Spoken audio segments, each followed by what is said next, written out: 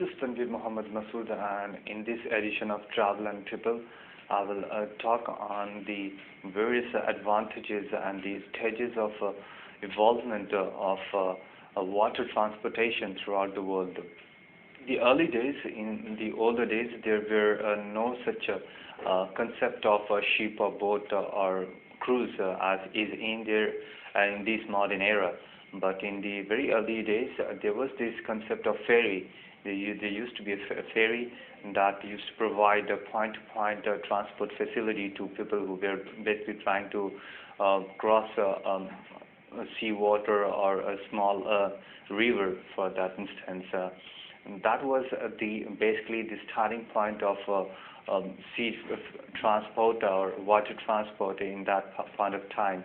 There was this ferry that used to charge a certain amount of money, and they used to transport or ensure that people from one point you get to cover another point after paying a certain amount of remuneration or certain amount of charge to the ferry. The concept of cruise on ship developed basically in the Mediterranean part of the geographical location. Basically, the Mediterranean were the first water body wherein cruise started plying, and cruise basically is the most modern concept of a ferry or water transport these days, and it basically is one such a source of a great revenue for the travel industry or rather the tourism industry as well.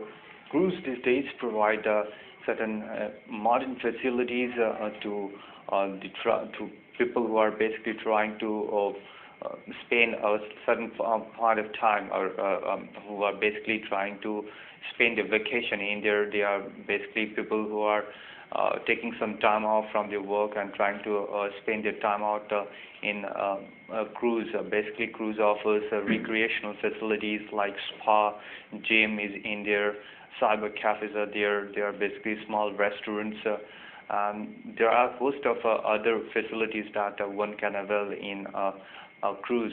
Basically, it's a mini hotel in the midst of a water body, and it provides you also with all the facilities that many small hotels with all the facilities for good spanning of a vacation is necessary.